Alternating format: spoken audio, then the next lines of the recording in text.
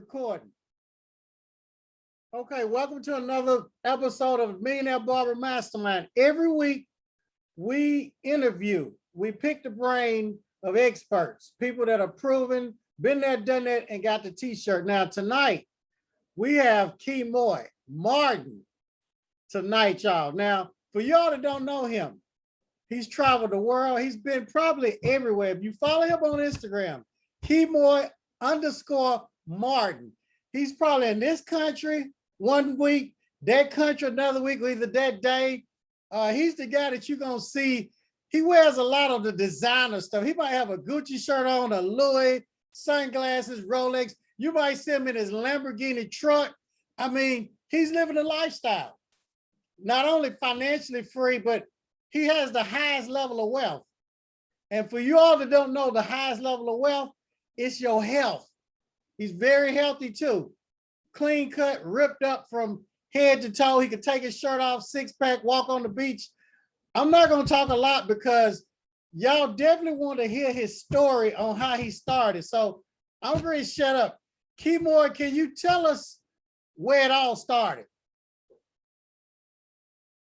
Mute. We can't hear you, so unmute yourself, Kemoy.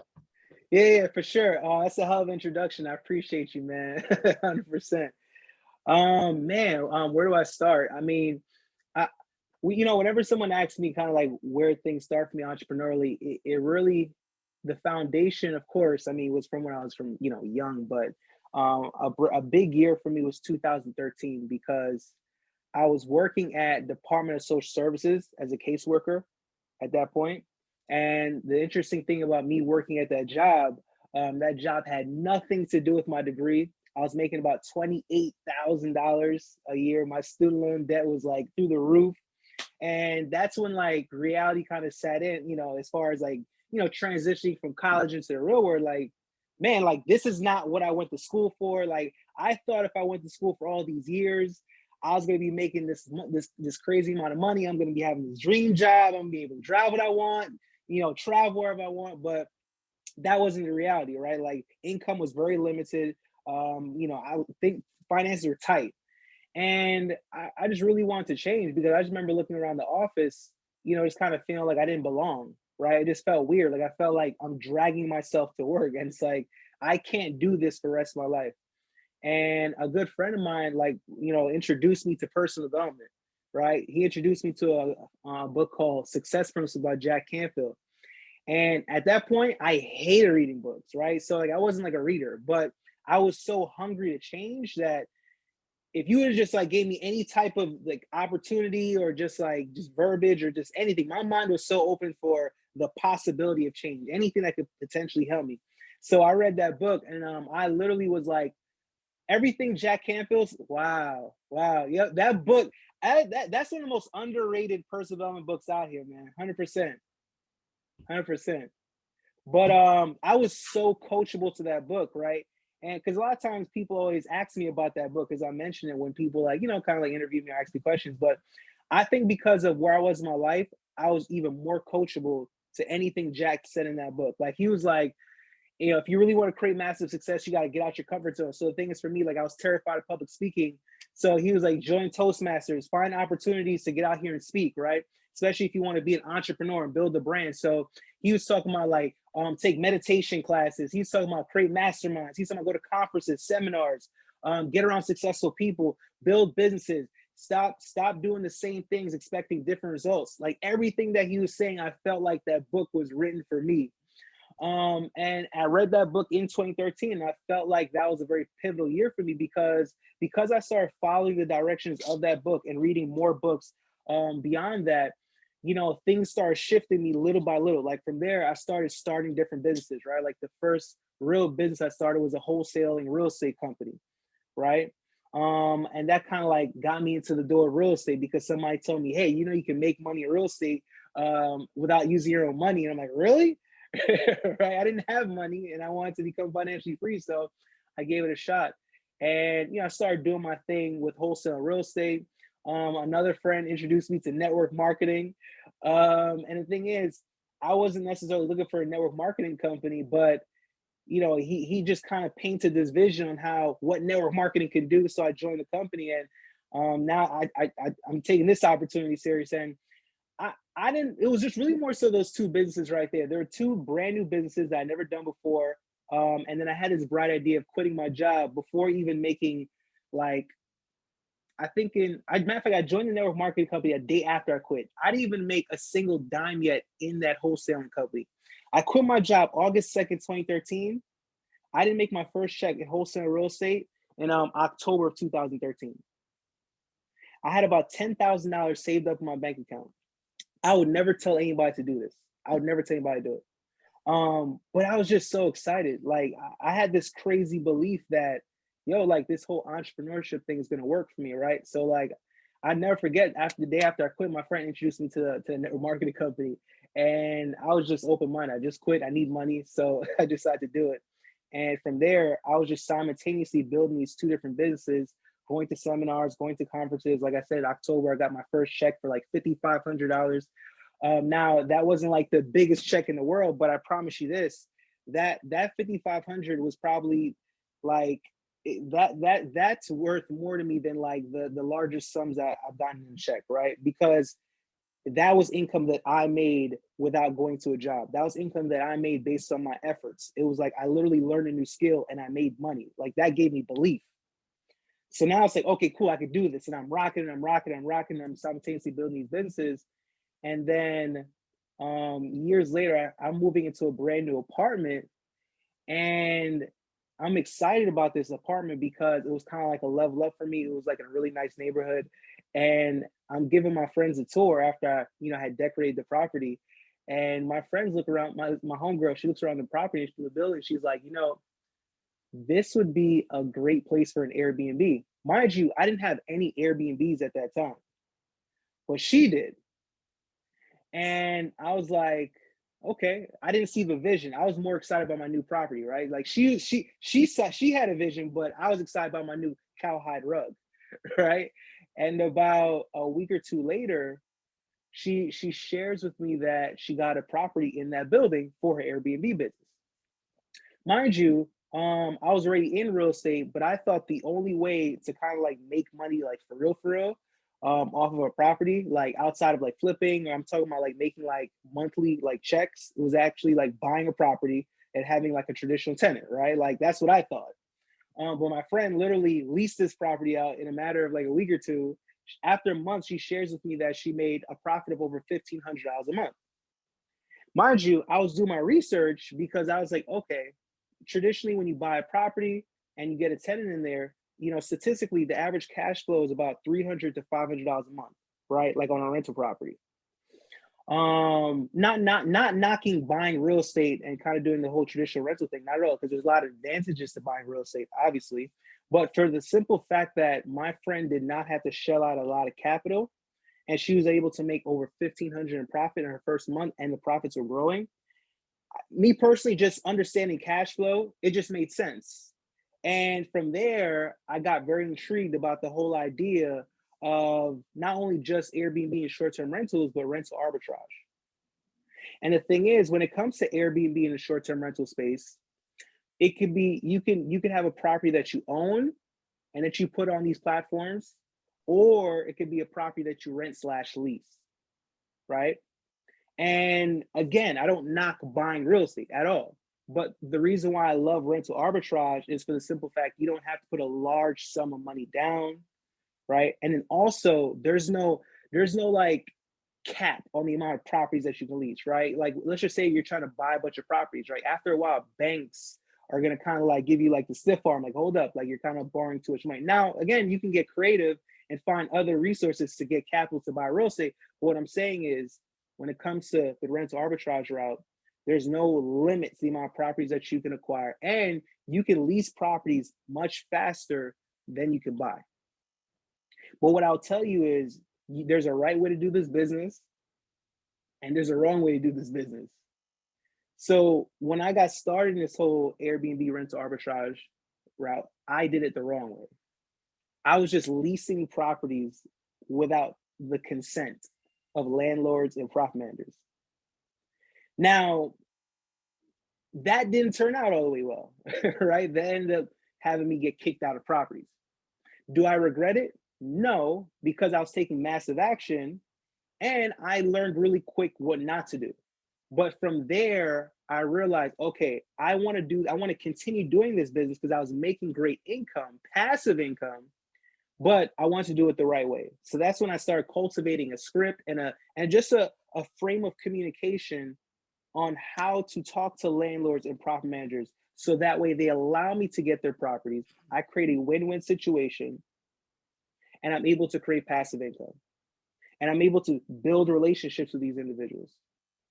And that's the right way to go about doing it. And the reason why I love this business, y'all, is because if you build it right, it could truly be passive income, right? Because you can create a system, you can build a team around your Airbnb and short-term rental business. What do I mean? Well, I'm pretty sure most of you guys have booked an Airbnb, right? Or you know somebody's booked an Airbnb. Well, I know I don't, but most people don't. If you're gonna have an Airbnb, you don't want to have to meet a guest when they check in, right? Because people don't typically check in at one same time. Like it's when they land at the airport or when they get off work, right? Like it could be really sporadic. Matter of fact, it could be at 1 a.m, right? So I didn't want to have to be the one. So guess what? I was able to create a self check-in system so that way guests were able to check into the property on their own, right? Another thing, well, I didn't want to have to clean all these properties, right? Because again, okay, maybe if I really wanted to be cheap and clean my own properties, I could probably do that with like 1, 2, 3, 4, whatever. But if you're trying to grow like exponentially, you can only clean but so much properties. And to be very honest with you, I mean, I'm pretty sure Shin talks to you guys about this, but if you truly want to be a business owner, you need to work on your business, not in your business, right? Because a lot of times people, they want to save money, cut costs, or it could be a trust thing. You feel like other people are not gonna treat your business or show up for those roles in your business the same way that you would. And they may not, but at the same time, if you truly want to create freedom, if you truly want to have passive income, you're gonna have to build a team and you're gonna want to get good at delegating, right? So you can actually hire professional cleaners to clean the properties. And the thing is, when you book an Airbnb, guess what people pay on top of the booking fee for the property? They pay a cleaning fee. So guests are actually paying your cleaners, right? And me personally, I charge more for the cleaning fee than I actually pay my cleaners. So now I make money on my cleaning fee. That's another source of income within the business, the cleaning fee. People gonna pay it regardless, right? And then also you don't want to be Mr. Fix It, right? Because with just any business, or especially when it comes to any form of real estate, things are gonna happen within a property, right? And it may not even be anything like substantial, right? If you're gonna have a short-term rental, right, you're gonna provide certain furnishings so that way guests have a comfortable stay, like beds, sofa, TVs, so that they're comfortable, right? Stuff for the kitchen.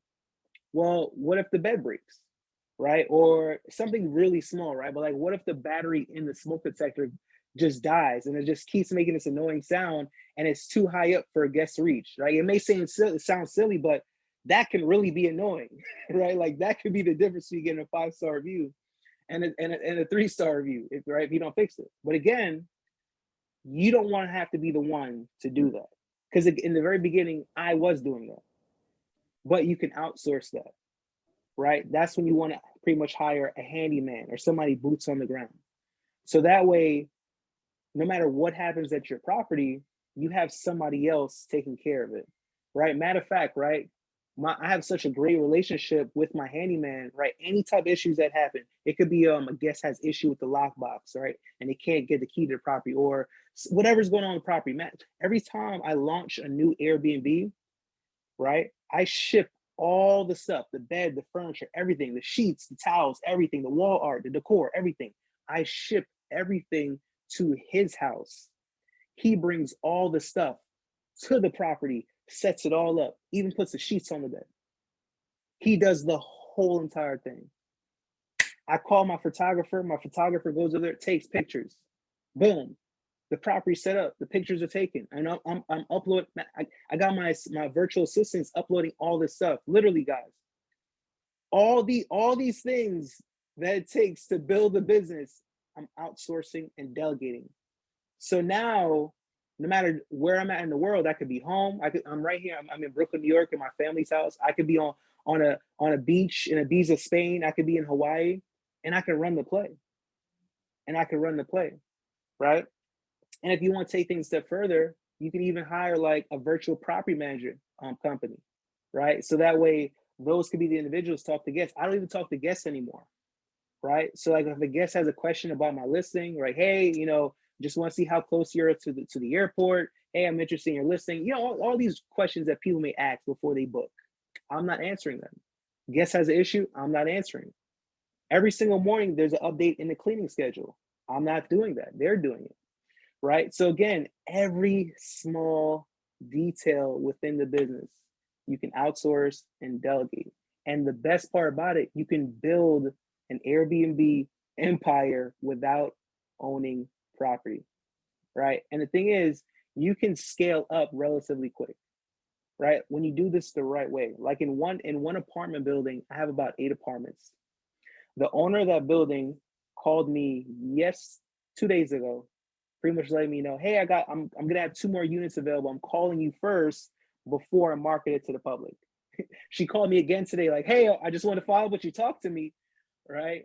But before I even take anything, I want to make sure I have a meeting with my bookkeeper to make sure, it just fits with what we're trying to do, right? But needless to say, she's calling me because I built a relationship. I already have 8 units in the building. I pay on time. I take great care of the property. I build this business with integrity, right? And it's a win-win situation. Why is it a win-win situation?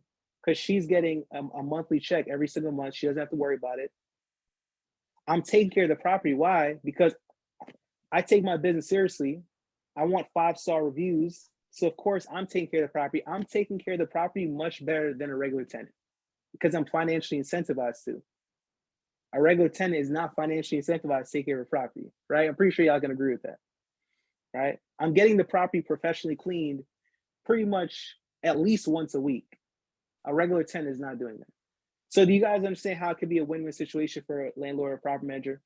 But it's just all in the perspective and it's on how you do business, right? But and I love this business, man. And the thing is, like, I have so many students having a lot of success in this, right?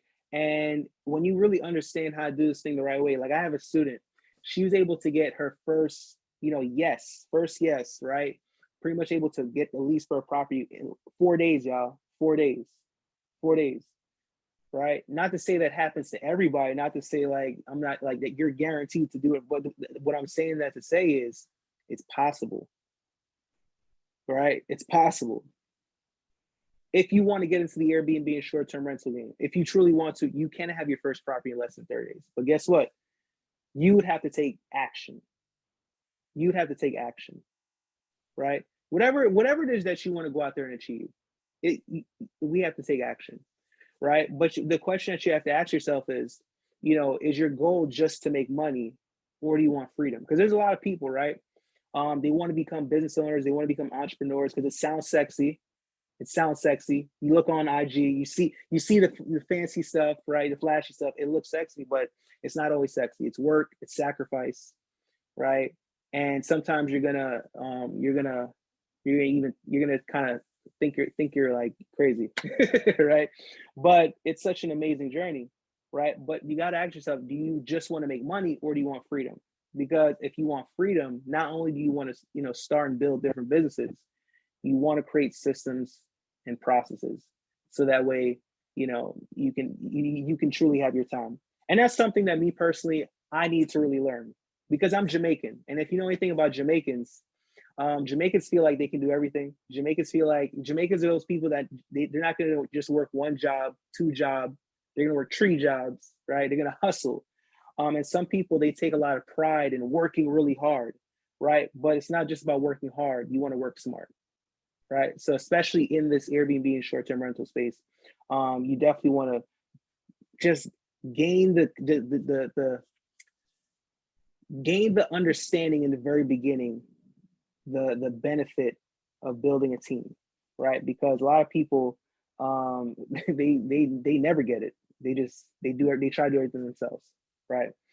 But shit, I don't know if your people have any questions, right, in regards to this business, or just like maybe like how they can position themselves, or any questions I can be of value. Let me know. So when you was working, it was social services, right?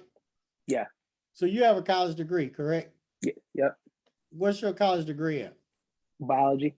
Biology. Okay, so you're very highly intelligent. Now, you working this job making, you said $28,000 a year. Yeah.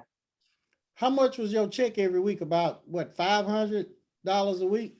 About 500 and something, because 25,000 maybe is 52 weeks or whatever. So what was Yeah. it, 500 or 600 a week? I honestly don't even remember. I just remember because like because it was a state government job. So like government, I just remember like the 28, like 9. I just remember that part. But in terms of the weekly or the bi-weekly breakdown, I Did don't you even get recall. now? So you going to this job because I know people that like work for the state or whatever, and they Yeah. usually have candy at their desk and all that. How did you feel? I mean, it seems like they real comfortable and stuff. How was you Yeah. feeling going to this job, getting this little check every week? So I'm gonna be very honest and transparent, right? When I graduated college, things were rough for me. No one, I could not find a job for nothing. Matter of fact, my first job out of college, I was working for a collections company that you didn't even need a degree for, and it was like it was mostly based on commission, right? And I hated it, and I used to go to work late every day. So and from that point on, I was like applying for all these different state jobs, federal government jobs, trying to make sense of why I spent all this money on this degree, right? And then I was like, I'm in a frat, so I was like reaching out to frat brothers and like anybody that could just help me get a job, like help me, right? So that job just so happened to be a job that I applied for because one of my frat brothers was like, he had some type of position within the organization. So he had like got me in. Just imagine, right? He got me into a $28,000 job, right?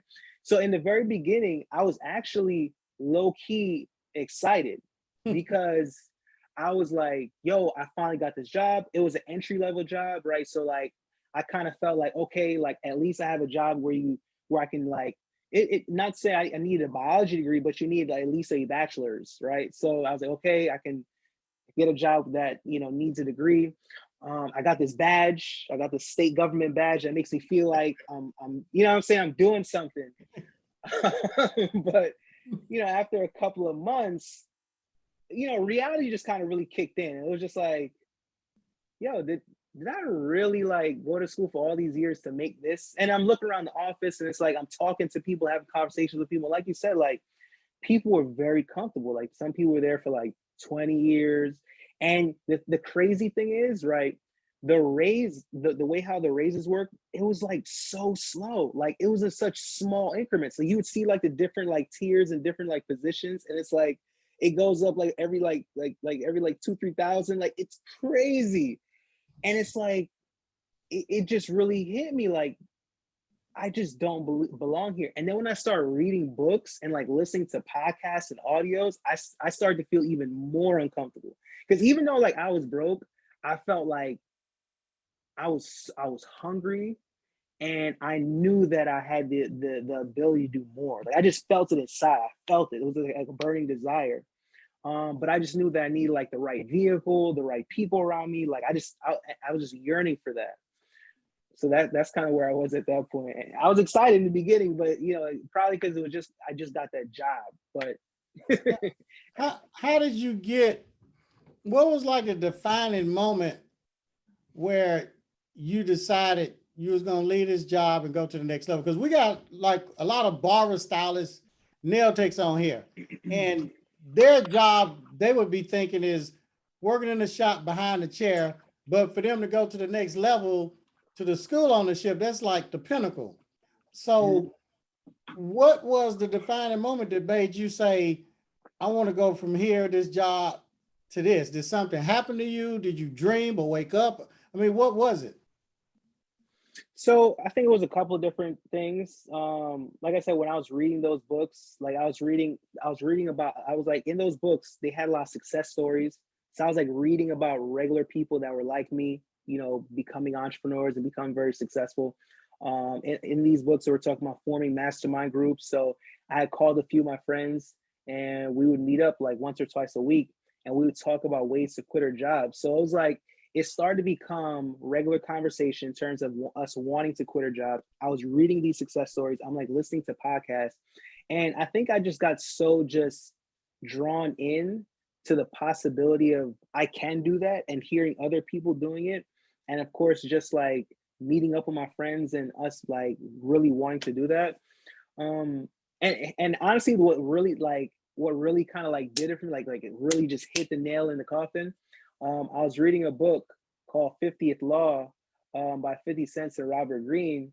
And I don't know if it was at the end of the book, but it was something in that book that 50 was like, if today was your last day on earth, would you pretty much be happy with like how your life is? Something like that, right? But it was like the way how he worded it. And it was like, because the main premise of that book is like fear, right? But it was something along those lines, right? When I read that, it was like, damn, like I know that I do want to be a full-time entrepreneur. I know that I want to build wealth. I know that I want to live my dreams. But I was a little fearful because I never done it before. What if it doesn't work out? Just all, what if I fail? But when I read that book, and when I kind of read that little, part of the book, it was like, yo, like, so what if I fail? Or so what if it doesn't work out? Like, at least I gave it all I got. At least I gave it a shot. Like, pain is temporary, regret is forever. You feel me? Like, I can take starting something and it not working or failing, but what I can't take is me thinking back, what if? You feel me? Like, what if? Like, what if I would have gave it a shot? What if I would have made that decision? Because from there, it's like, you just don't know. But you can hold that regret over your head for the rest of your life. And the crazy thing is too, right? The day I quit my job, right, when I was cleaning up my cubicle, people come up to me like, oh, congratulations. I'm excited for you. And honestly, low key, like I was nervous. I was nervous and excited at the same time, right? Because I'm giving up this guaranteed check. Funny thing is, the check is small, but it's guaranteed. um, um, and I'm about to go out here and do this whole entrepreneur thing full time. One lady came up to my desk and she was like, Mr. Martin, I'm so proud of you. I planned on leaving this place years ago, but I got caught up. And it was like when she told me that, it gave me so much more confidence, and just like, it just kind of gave me confirmation I was making the right decision. Even though there was like some like level of unknowing of what was going to happen, it was like, yo, at least I'm giving it a shot. Right. I'm literally taking what I want to do, and I'm fueling that, and I'm taking the step forward. Right. So you quit the job, but you didn't get your first sale till like a month later. Is that right?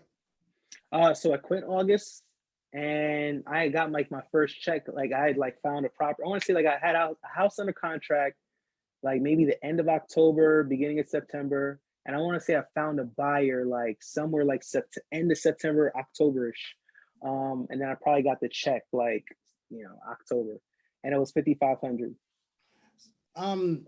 So what was you doing in between time? Because you don't have a job.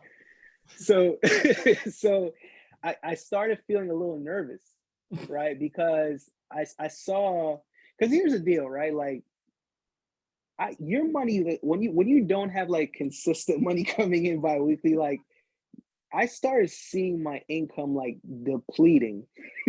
And I was like, I don't know what's gonna happen, but I'm working, like I'm working and I'm working, I'm reading and I'm listening, and I'm working and reading and listening.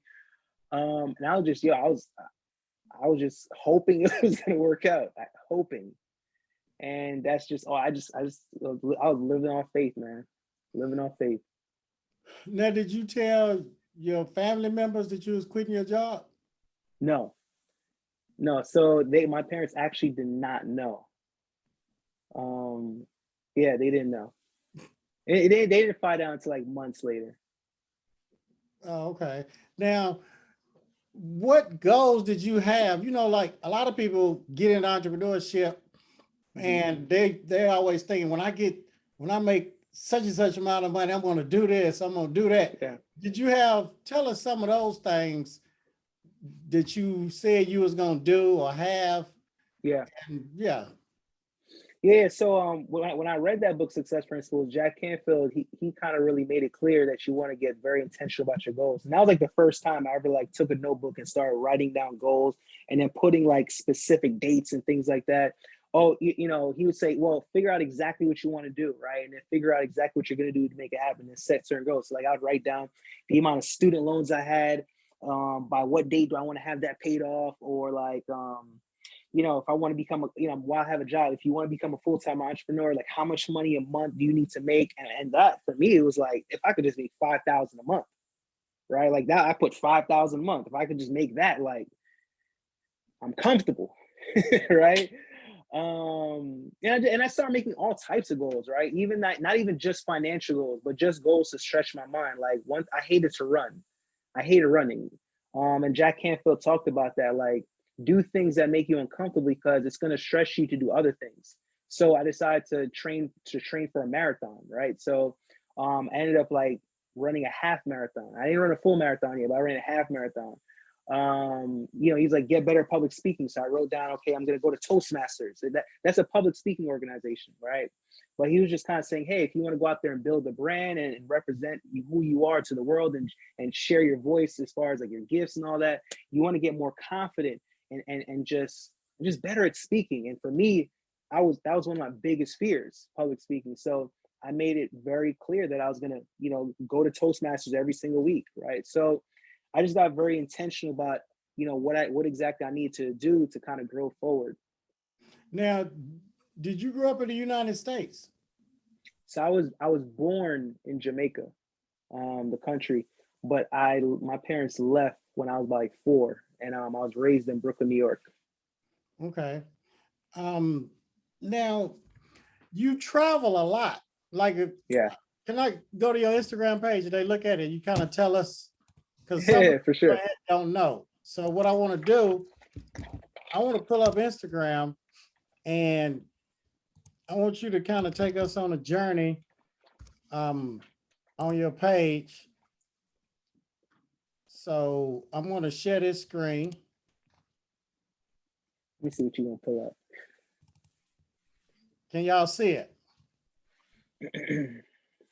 All right. So kind of take us on the journey. You just tell me when to stop. Well, tell us about this because this is so not your page is not Photoshop. This is real life. for sure, for sure. Yeah, that's actually what was it, Ecuador? Yeah, that was Ecuador, I believe. Okay.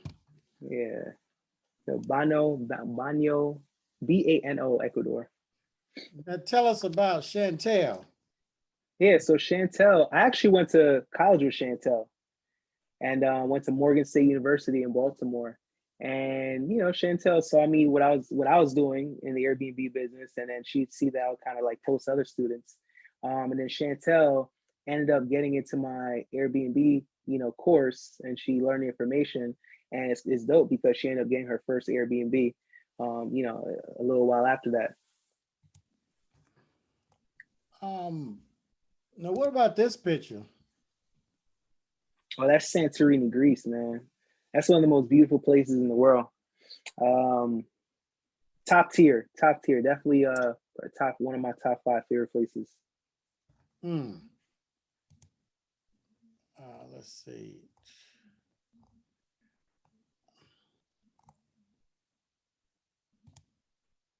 What about this? Oh, that was Dominican Republic. Yeah, Dominican Republic. We were there what, a couple months ago. Now, Punta who Cana. does your content? Because your page is great. Your social media, the interaction in your posts. Yeah, yeah, yeah. So me, right? Or it's like in terms of like who's recording, like a lot of times it'll be different. It's just really who's around me, Now, really. And who like, and I'll posts? have huh? Who does the posts? Me, yeah, I do the post. What about this picture? That was in Panama. Yeah, that's at the W Hotel in Panama.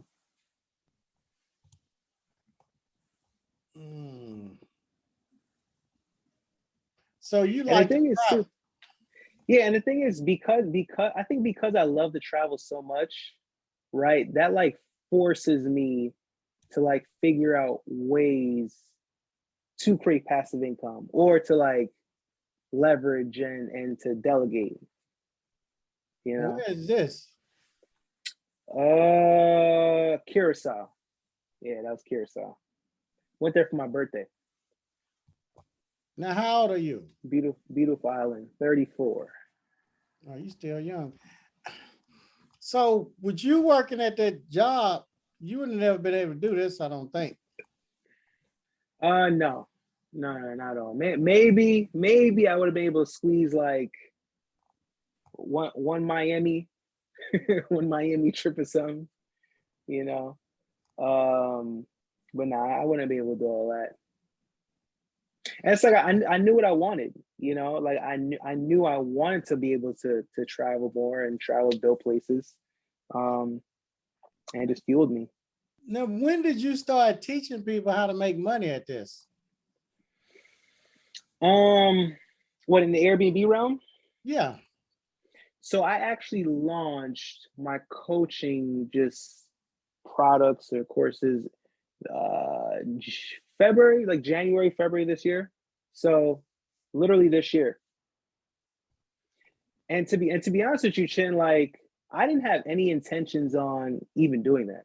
You know, like I was just enjoying just like building a business and traveling and stuff like that. But I just had like friends that would just like keep DMing me, like how teach me. And you know, I'd be like, hey, you know, I got you. But I never really like cared to do it. Until one time I was setting up a property and I had like post something in my story, and my friend had called me like 11 o'clock at night. He's like, listen, man, I don't care what you gotta do, but you gotta teach me how to do this. And I was like, you know, I thought about creating a course, but I don't know. He's like, listen, I need you to do it now, like now. So my friend Kurt, I was like, he literally put the fire under me. So that's when I actually like created something, and I wanted to create something that actually really taught people how to do it. Right? I didn't want to just create it just to create it. I wanted to create something that allowed people to literally, if they knew nothing about it, they can literally go through the whole entire information and, you know, understand how to go out there and build a business and actually create passive income.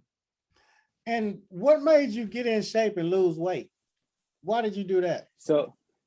So man, because you know, so there's different reasons, right? So I stopped eating chicken, beef, and pork back in 2005.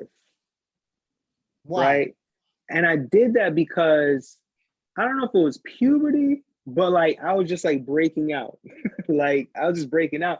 And for whatever reason, I felt like if I was to eat cleaner, then I wouldn't break out as much, right? And you know, it worked actually. And then you know, but the interesting thing is, even though I did cut out chicken, beef, and pork, I still wasn't really like healthy. But as like time went on, and I got more like educated, like after college, because I used to eat anything that wasn't chicken, beef, and pork. But if it was fries, I would eat it all, right? As long as it's not chicken, beef, pork, but that's not healthy. But like I started learning more about health. And last year, I did a Dr. Sebi diet, right? I did an alkaline diet. And that like really changed things for me mentally. And it really like shifted how I looked at food, right? Like, I don't know if you guys, you know who Dr. Sebi is. I don't know if you guys are familiar with like just alkaline or just like acidic food, like just the whole aspect of, you know, concept. But like that stuff is powerful because it's like, you know, like disease like can't like grow and flourish in an alkaline body, right? But like these are things that I didn't know. I was very green to it, but like the more I understood it, I was like, man, why don't I know this? And it's crazy that probably most people don't know this, right? But the more it's like the more I understood and the more I was aware, the healthier I wanted to eat. Now I want to share this screen again. Can you see the screen? Mm-hmm. Now tell us about this last purchase that you did. I'm gonna scroll up. Tell us about this.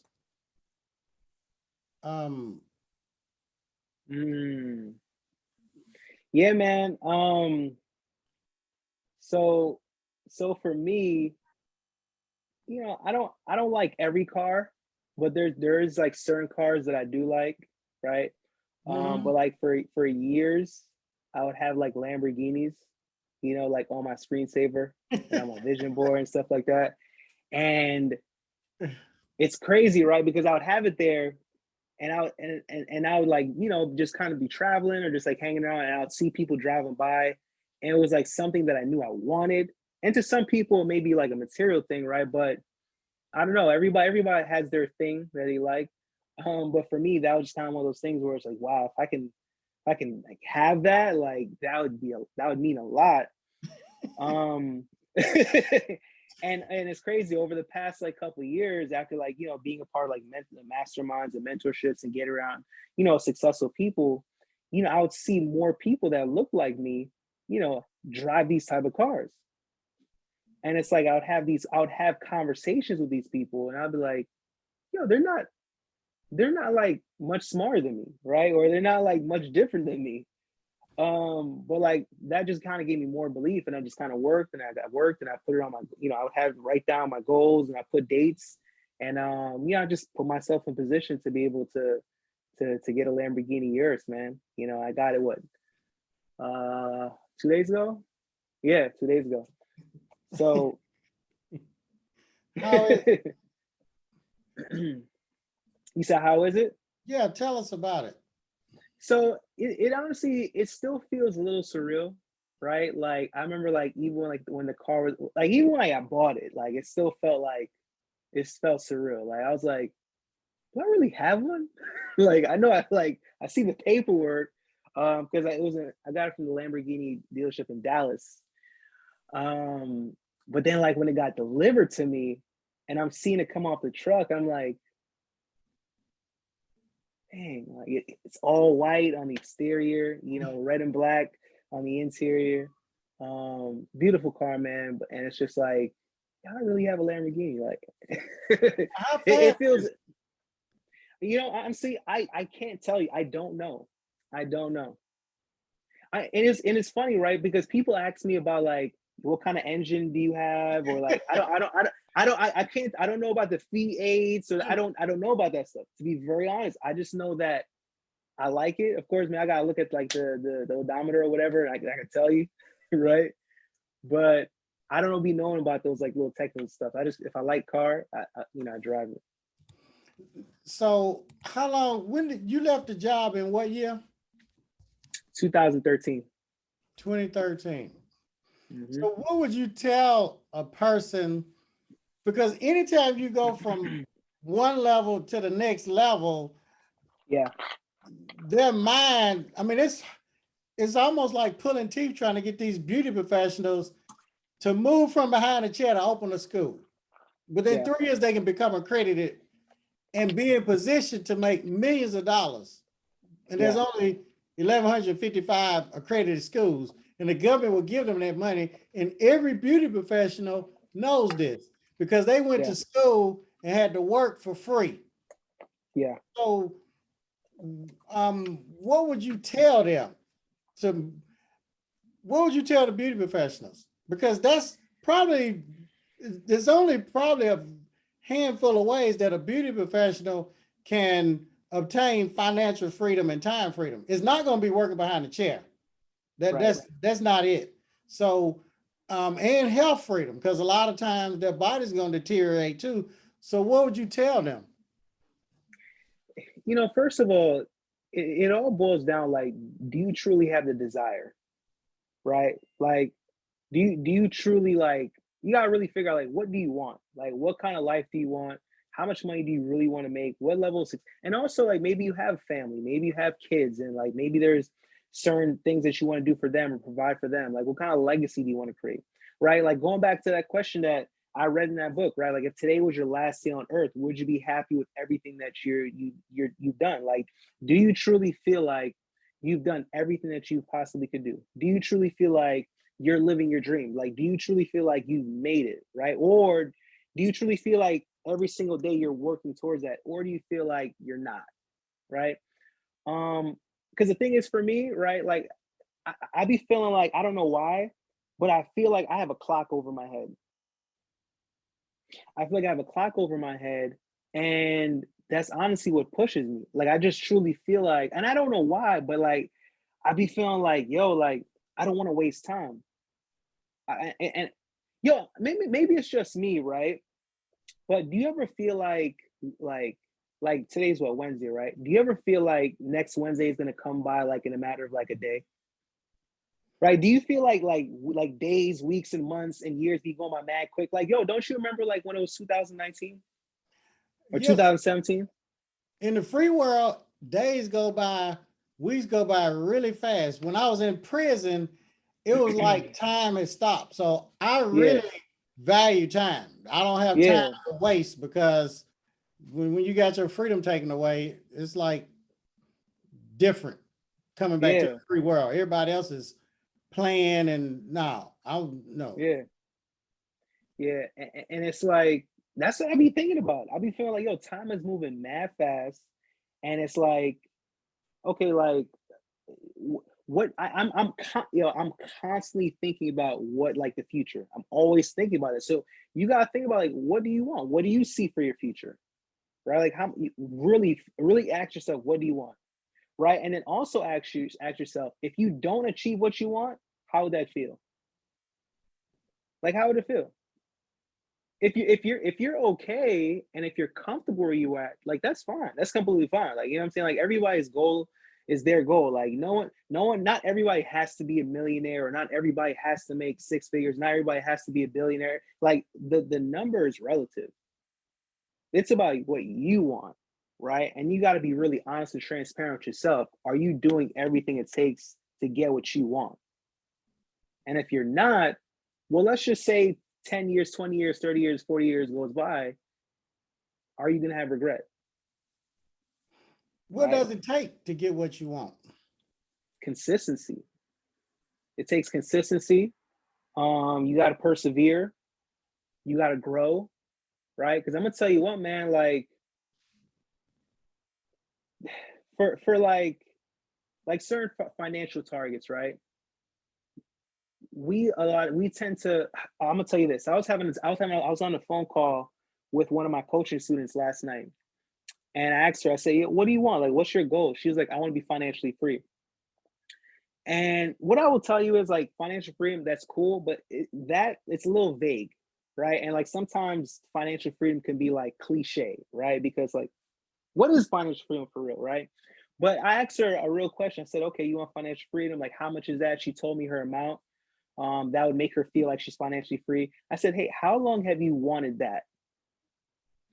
And she was like, about 8 years. I said, well, what's going to change next year? Right? Like year after year after year, you've said you want to be financially free. Don't you think in the back of your mind, you probably deep down inside don't believe you're going to become financially free next year? You've almost created a pattern, right? So I'm like, yo, you're going to have to break this pattern. You're going to have to write down literally every single day what you're going to do to like, because you got to, right, you have big goals, right? But you got to have small goals in order to achieve the big goals, right? You got to figure out, what am I going to do every single day to help me achieve the bigger goal?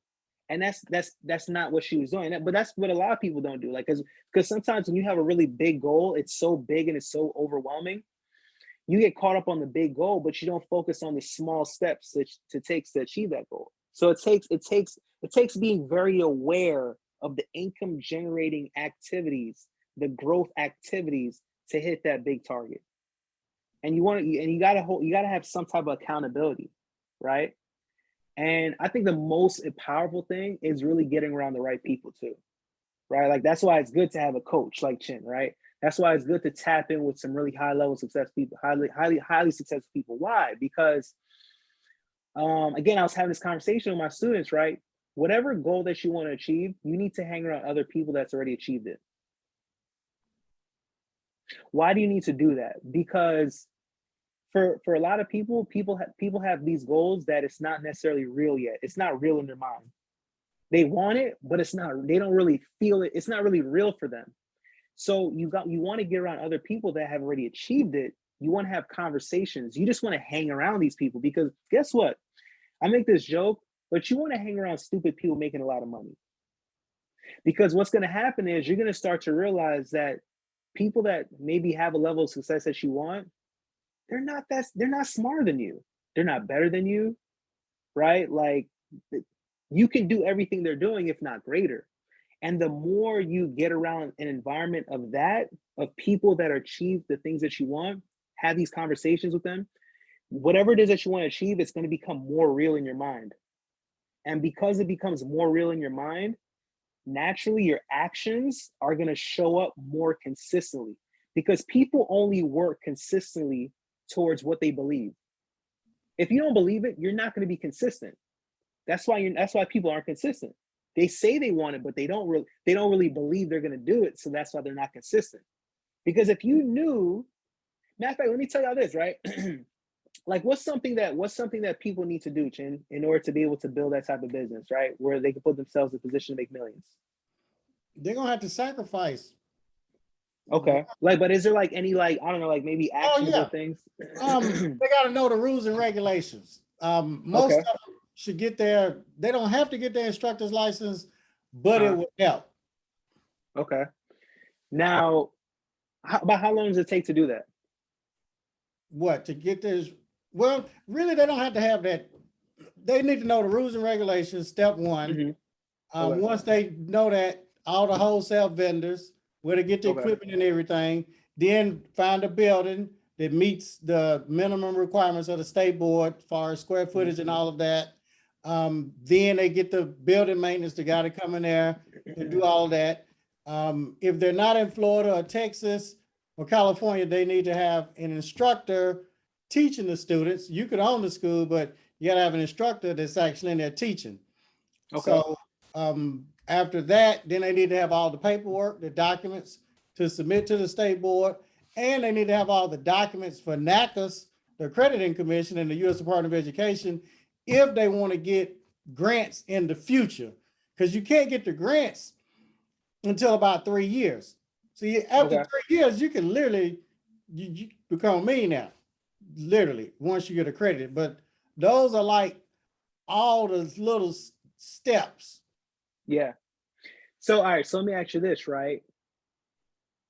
You could be a millionaire, right? So let's just say you had about 20 people. What percentage of individuals actually go through that process, like consistently until getting to that point?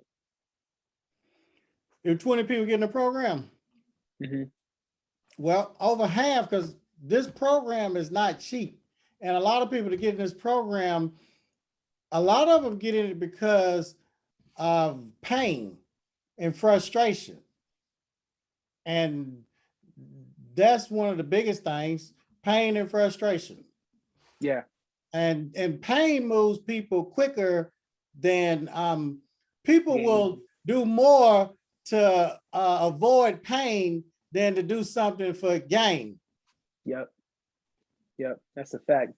The reason why I asked that is because it's like, I think a lot of people, they only 100% do everything consistently until they see a guarantee, right? Like what I want to ask is like, let's just say like, I wrote $1 million check, right? I wrote it down and it was literally put, in a safe, and it was literally had your name on it. And all you have to do is all those actionable steps. 100% guaranteed. Once you do those steps, you go through the amount of years it takes to do XYZ, that check is yours. What percentage of people do you think would do it? If there was 100% guaranteed and they really believed it. Yeah, like the check, their name is literally on the check. It's already tucked away, right? I mean, they just got to go through the process.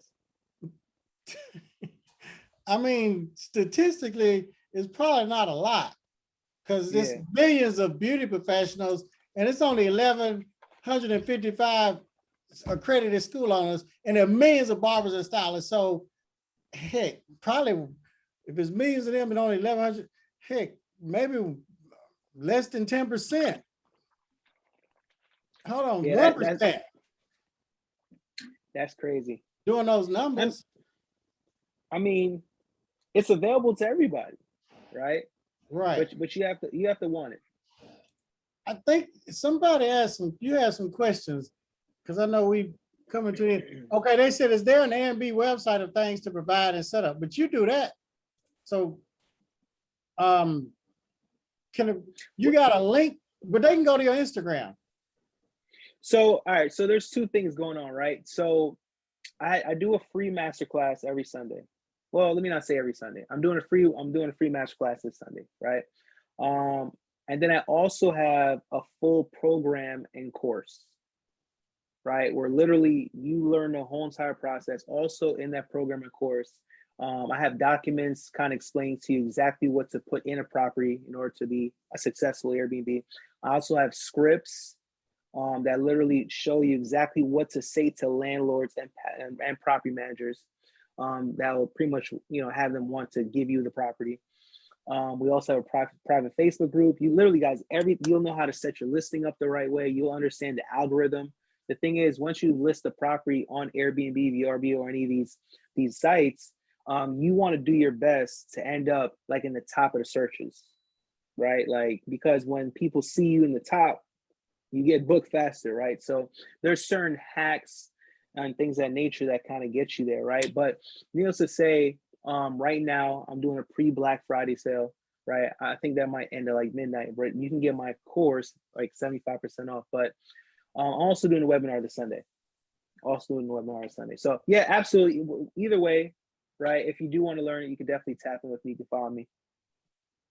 They said, what type of company or do we find to manage our Airbnb, or is it a property manager company? So there are like companies that do manage Airbnbs. Me personally, I don't utilize companies. I kind of like create like my own team, right? And it doesn't really take that many people: cleaner, handyman. Let's see. And if you want virtual property manager, virtual assistant. So this link right here, can you see this link, Kemoy? Yep. Can you walk us through this? Y'all go to his Instagram, Kemoy_Martin. So we click on this first link.